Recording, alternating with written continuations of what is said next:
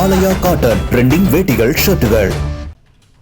சிறப்பான உட்கட்டமைப்பு வசதிகளும் போக்குவரத்து வசதியும் இருக்கிற மாநிலம் நம்முடைய தமிழ்நாடு.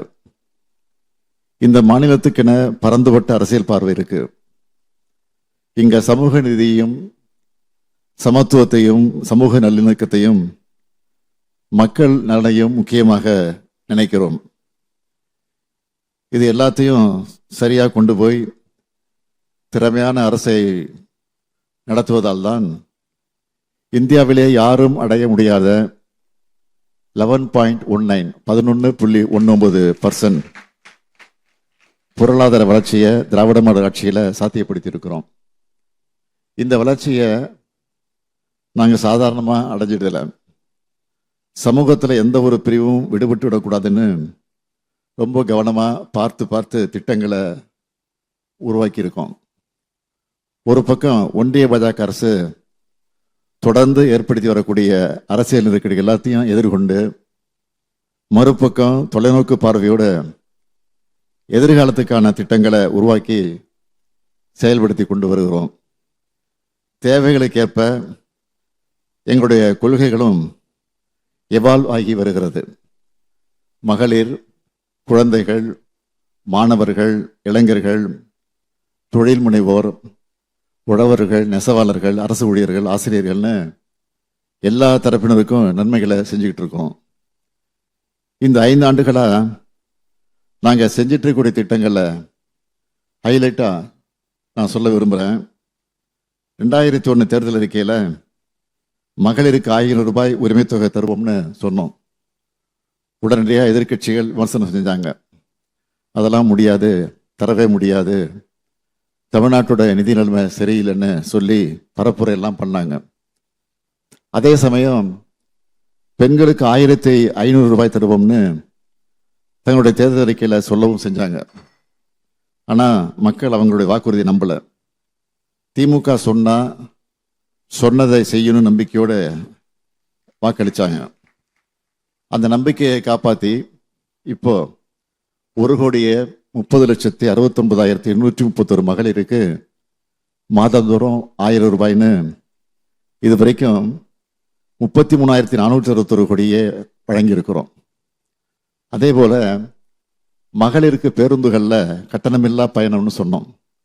சொன்ன மாதிரியே திமுக வெற்றி பெற்ற மறுநாளே விடியல் பயணம் திட்டத்தில் பெண்கள் கட்டணம் இல்லாமல் பயணிக்க ஆரம்பிச்சிட்டாங்க. இது வரைக்கும் 13,387 கோடி ரூபாய் மதிப்பிலான 835 கோடிக்கு அதிகமான பயணங்களை செஞ்சிருக்கிறாங்க.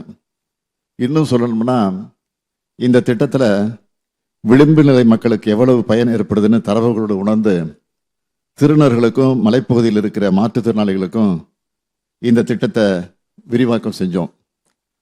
நாங்கள் கொண்டு வந்த இந்த 2 திட்டத்தையும் இப்போ பல்வேறு மாநிலங்களும் வழங்க தொடங்கியிருக்கிறாங்க. இதுதான் திராவிட மாடல் நாட்டுக்கே வழிகாட்டி என்பதற்கான அடையாளம். அதே போல இன்னொரு திட்டம் இந்தியாவிலே வேற எந்த மாநிலத்திலையும் இல்லாத வகையில் பள்ளி குழந்தைகளுக்கு காலை உணவு வழங்குகிற திட்டம்.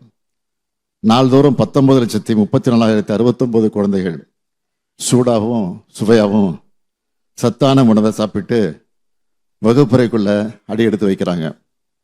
இந்த திட்டத்தால் பள்ளி குழந்தைகளோட வருகை, படிக்க செலுத்துகிற கவனம் எல்லாமே அதிகமாயிடுச்சு.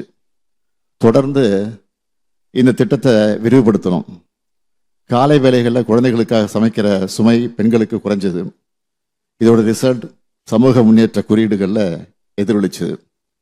அடுத்து தமிழ்நாட்டை பார்த்து ஒன்றிய அரசு கொண்டு வரப்போகிற திட்டம் அதுதான் நான் முதல்வன் திட்டம். அதே போல மாணவர்களை டிராப் அவுட்ல இருந்து மீட்டெடுத்திருக்க ஒரு திட்டத்தை திட்டணும். அதுதான் 12 லட்சம் மாணவ மாணவியருக்கு மாதந்தோறும் 1000 ரூபாய் வழங்குகிற புதுமை பெண் மற்றும் தமிழ் புதல்வன் திட்டம்.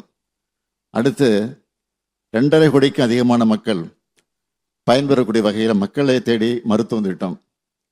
அதேபோல் விபத்து ஏற்பட்ட முதல் 48 மணி நேரத்தில் ட்ரீட்மெண்ட்டுக்கான செலவை அரசே ஏற்றுக்கிற இன்னுயிர் காப்போம், நம்மை காக்கும் 48. இப்படி இன்னும் நிறைய திட்டங்கள் இருக்கு. நான் இப்போதைக்கு பேர்களை மட்டும் சொல்றேன். இல்லம் தேடி கல்வி, எண்ணும் எழுத்தும், இதயம் காப்போம், பாதம் காப்போம், ஊட்டச்சத்தை உறுதி செய், அண்ணல் அம்பேத்கர் தொழில் முன்னோடிகள் திட்டம், கலைஞர் கனவு இல்லம், கலைஞர் கைவினை திட்டம், வடசென்னை வளர்ச்சி திட்டம், தோழி விடுதி, ஸ்டார்ட் அப் தமிழ்நாடு, மண்ணுயிர் காத்து மண்ணுயிர் காப்போம், பேராசிரியர் அன்பழகனார் பள்ளி மேம்பாட்டு திட்டம், பெருந்தலைவர் காமராஜர் கல்லூரி மேம்பாட்டு திட்டம், அண்ணல் அம்பேத்கர் அயலக உயர்கல்வி உதவித்தொகை திட்டம், வேர்களை தேடி, தாயுமானவர், அன்பு கரங்கள்னு வரிசையா ஏராளமான திட்டங்கள் இருக்கு. மக்கள் நல திட்டங்களுக்கு அடுத்து உட்கட்டமைப்பை எடுத்துக்கிட்டா மதுரையில் கலைஞர் நூற்றாண்டு நூலகம், கிண்டி கலைஞர் நூற்றாண்டு உயர் சிறப்பு மருத்துவமனை, கிளாம்பாக்கம் கலைஞர் நூற்றாண்டு பேருந்து முனையம், திருச்சி பஞ்சப்பூரில் கலைஞர் ஒருங்கிணைந்த பேருந்து முனையம், கீழடி அருங்காட்சியகம், பொருணை அருங்காட்சியகம், கோவை ஜிடி நாயுடு பாலம், மதுரை வீரமங்கை வேலுநாச்சியார் மேம்பாலம் உள்ளிட்ட ஏராளமான உட்கட்டமைப்பு திட்டங்களையும் உருவாக்கி இருக்கிறோம். இதையெல்லாம் மேடைகள் தோறும் நான் சொல்லிக்கிட்டு இருக்கிறேன். இந்த திட்டங்கள் உருவான கதைகளையும் இவற்றோட வெற்றி கதைகளையும் உங்களை மாதிரியான ஊடகங்கள் மக்கள்கிட்ட கொண்டு போய் சேர்க்கணும். இந்த திட்டங்கள் எல்லாம் உங்களால் நாட்டோட பிற பகுதிகளுக்கு சென்றடைந்து மக்கள் பயனடைந்தால் அதுதான் எனக்கு மகிழ்ச்சி. நான் அடிக்கடி சொல்வேன், இந்திய துணைக்கண்டத்தோட வரலாறு தமிழ்நாட்டில் இருந்து தான் எழுதப்படணும்னு. அதே போல வளர்ச்சியும் தெற்குல தமிழ்நாட்டை தொடங்கி தான் எழுதப்படணும். இந்த growth ஹிஸ்டரியை ஆலயா காட்டன் ட்ரெண்டிங் வேட்டிகள் ஷர்ட்டுகள் பிளே ஸ்டோர் மற்றும் ஆப் ஸ்டோரில் இருந்து பாலிமர் செயலியை QR கோடு மூலம் பதிவிறக்கம் செய்யுங்கள். செய்திகளை உடனுக்குடன் பெறுங்கள்.